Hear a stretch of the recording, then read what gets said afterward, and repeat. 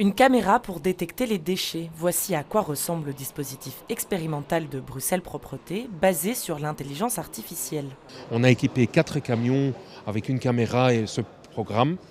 Il va nous aider à objectiver la propreté. Et donc de ce fait, on aura une meilleure vision des zones où on devra mettre plus de moyens en humains et en matériel. On va expérimenter la solution sur 337 km de voirie, quasiment 6 jours sur 7.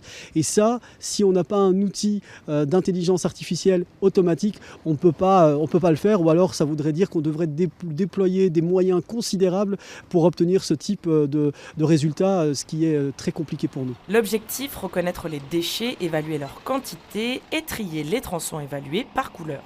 Rouge, c'est sale, vert, c'est propre et bleu, c'est très propre. Ces infos permettent de trouver les solutions appropriées à chaque situation. La première phase, c'est une analyse de la situation existante. Donc on ne va rien changer aux techniques de nettoiement, on va monitorer la précision du dispositif.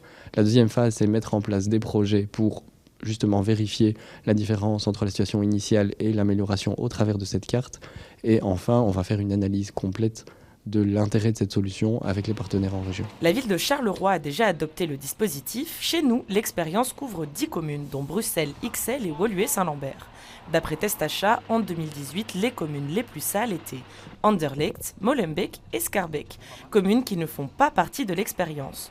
Pour Bruxelles Propreté, cela n'empêche pas pour autant la pertinence des résultats. Dans les 337 km de voiries qui ont été sélectionnées, il y a des voiries qui ressemblent à celles qu'on peut retrouver à Schaerbeek, qu'on peut retrouver à Molenbeek, qu'on peut retrouver à Anderlecht, même si Schaerbeek ou Molenbeek ou Anderlecht ne font pas partie de l'expérience. Ce qui ne veut pas dire non plus qu'à l'issue de l'expérience, on ne travaillera pas avec l'ensemble de ces communes, même celles qui n'ont pas été directement impliquées pour leur voirie, on travaillera avec l'ensemble des parties prenantes pour tirer les enseignements de l'expérience. L'expérience dure jusqu'au 18 juillet. Un dialogue avec les partenaires communaux pour la gestion des déchets commencera dès la rentrée.